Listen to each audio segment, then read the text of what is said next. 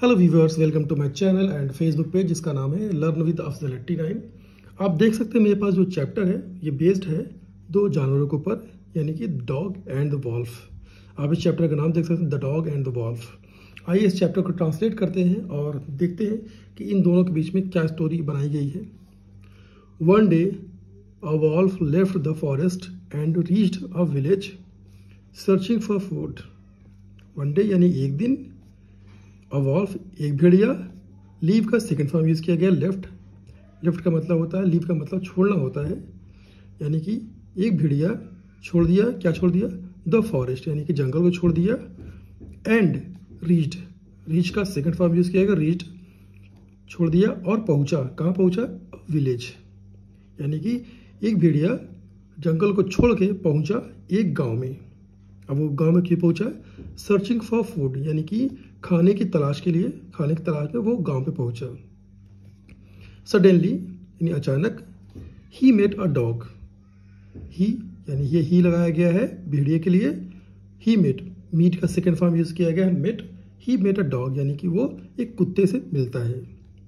The dog was plump and healthy, यानी कि the dog कुत्ता था। प्लम्प का मतलब होता है मोटा तगड़ा, और हेल्दी यानी कि जो कुत्ता था वो मोटा तगड़ा था और हेल्दी था, यानी स्वस्थ था। But the wolf was skinny and dirty because he had to run a lot in the forest to hunt for food. But अब इसके अपोजिट यहाँ बट लगा हुआ, जहाँ ये बट लगे तो ये समझ जाएगी कि जो भी उससे पहले यूज़ किया गया है उसके अपोजिट ही है जो नेक्स्ट सेंटेंस बनेगा।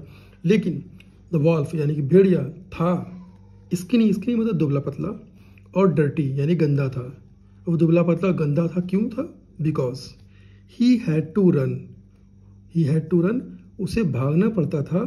अ लॉट, बहुत सारा, इन द फॉरेस्ट, जंगल में, टू हंट, शिकार के लिए, शिकार के लिए, खाने के लिए और शिकार के लिए। तो इसलिए अब यहाँ अब ये देखिए कि ये जो वो कुत्ता था वो मोटा तगड़ा था, लेकिन जो ये भेड़िया है वो दुबला पतला गंदा था, क्योंकि उसे भागना पड़ता था जंगल में खाने की तलाश के लिए, शिकार के लिए। अब यहाँ पे अब देखिए हैड टू का इस्तेमाल हम तब करते हैं जब फ्यूचर में आपको, माफ कीजिएगा, पास्ट में आपको बोलना पड़े कि जाना पड़ता था, खाना पड़ता था, खाना पड़ता था, जाना पड़ा, इस तरह आपको बोलना है, सेंटेंस बनाना है तो वहाँ पे हैड टू का इस्तेमाल करना होता है। प्लस वर्ब का हमेशा फर्स्ट फॉर्म लगता है। अगर आप देखेंगे हैड टू रन, यहाँ पे हैड टू के साथ हमेशा वर्ब का फर्स्ट फॉर्म लगता है, यहाँ पे रन लगा हुआ है यानी had to. Seeing that the wolf was starving, the dog decided to help him, यानी कि देखते हुए या देख के कि द वॉल्फ यानी कि जो भेड़िया था वाज स्टार्विंग, यानी कि भेड़िया को भूखा देखते हुए, द डॉग डिसाइडेड यानी कुत्ते ने फैसला किया। डिसाइड का सेकंड फॉर्म यूज किया गया डिसाइडेड।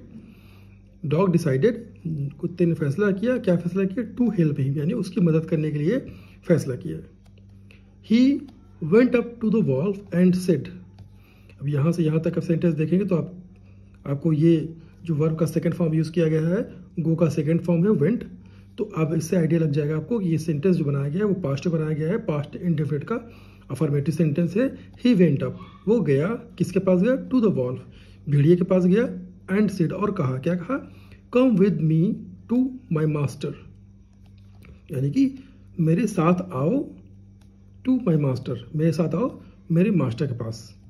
यानी कि मास्टर का मतलब ये होता है जो मालिक होता है उसको मास्टर बोलते हैं, या आप किसी भी प्रोफेशन में आप अगर एक्सपर्ट हैं तो उसे भी मास्टर बोल सकते हैं आप। तो कम विद मी, मेरे साथ आओ, टू माई मास्टर, यानी मेरे मास्टर के पास चलो। He is a good man, he is, वो एक अच्छा आदमी है। He will take good care of you, he will यानी ये ही जो लगा है ये मास्टर के लगाया गया है कि वो आपकी देखभाल करेगा अच्छी तरह, ये है वो तुम्हारी देखभाल करेगा अच्छी तरह। What a strange request. अब अचानक से ये कुत्ता आकर उससे इस तरह से पूछेगा तो उसको थोड़ा सा अजीब लगा, तो उसने क्या रिएक्शन दिया भेड़िए ने? व्हाट अ स्ट्रेंज रिक्वेस्ट, यानी कि एक अजीब या एक एक अचानक से कोई रिक्वेस्ट आई है, उसके लिए बोल रहा है। कितना अजीब ये रिक्वेस्ट है। ये किसने कहा? ये द वॉल्फ थॉट, यानी कि ये भेड़िए ने सोचा ऐसा। और किसके लिए सोचा? क्योंकि कुत्ता जो है इनवाइट कर रहा है कि चलो मेरे मालिक के पास, इस वजह से। हाउएवर, फिर भी he decided to go with the dog, यानी कि फिर भी ही डिसाइडेड, यानी वॉल्फ ने डिसाइड किया टू गो, जाने का, विद द डॉग, कुत्ते के साथ जाने का डिसाइड किया। जस्ट देन, ठीक तब, he noticed some hair around the dog's neck had fallen. Just then यानी ठीक तब, ही नोटिस्ड, वर्ब का सेकंड फॉर्म यूज किया गया है, नोटिस का सेकंड फॉर्म। उसने नोटिस किया, यही लगाए भेड़िए के लिए, यानी भेड़िए ने नोटिस किया। क्या नोटिस किया? सम हेयर, यानी कुछ बाल, अराउंड द डॉग्स नेक, यानी कि कुछ बाल कुत्ते के गर्दन के पास का, हैड फॉलन, गिरा हुआ था। द डॉग एक्सप्लेन्ड, यानी कुत्ते ने एक्सप्लेन किया, वर्ब का सेकंड फॉर्म यूज किया गया है, एक्सप्लेन का एक्सप्लेन्ड सेकंड फॉर्म है। द डॉग एक्सप्लेन, कुत्ते ने एक्सप्लेन किया। It is the mark of my collar, ये एक निशान है मेरे कॉलर का। It is used to keep me chained at night.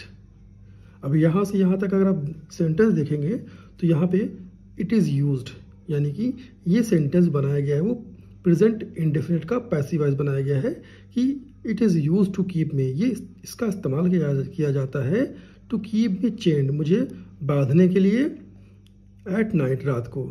यानी जो निशान लगा था कुत्ते के कॉलर पे, वो एक्सप्लेन कर रहा है कि वो ऐसा क्यों है। तो बता रहा है कि रीज़न ये है कि वो चेन में बांधा जाता है उसको रात को डेली, उसका ये निशान है। द वॉल्फ वॉज शॉक्ड, यानी कि जो भेड़िया था वो चौंक गया। शॉक्ड, ये आपका शॉक का सेकंड फॉर्म यूज किया गया है और ये सेंटेंस बनाया गया पास्ट इंडेफिनिट का passive voice. The wolf was shocked, यानी कि भेड़िया जो चौंक गया और कहा, I don't need your feast at the cost of my freedom. The wolf said and ran away, यानी कि क्या कहा? I don't need your feast, मुझे तुम्हारे, एक तरह से फीस्ट का मतलब दावत होता है। तो अब ये उसने उसको इसलिए बुलाया था क्योंकि वो दुबला पतला था, कमज़ोर था, इसलिए बुलाया था चलो मेरे मास्टर के पास, वहाँ आपको अच्छी देखभाल मिलेगी, यानी अच्छा खाना मिलेगा।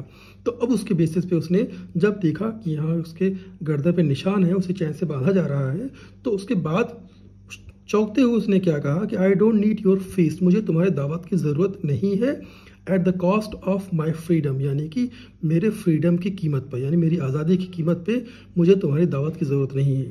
यानी वो एक तरह से आज़ाद रहना पसंद करता है, लेकिन वो चेन में बंद के नहीं रह सकता, ये इस तरह के वो कहना चाहता है। The wolf said and ran away, यानी कि वॉल्फ में यानी भेड़िए ने ऐसा कहा और भाग गया।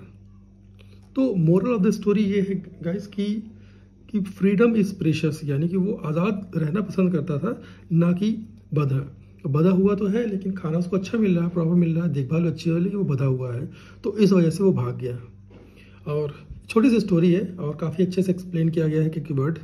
और आई होप कि आपको ये वीडियो अच्छी लगी होगी। अगर आपको ये वीडियो अच्छी लगी है तो बिल्कुल लाइक करिए, सब्सक्राइब करिए और अपना ख्याल रखिए। मिलता हूँ मैं आपसे नेक्स्ट वीडियो में, तब तक के लिए बाय बाय।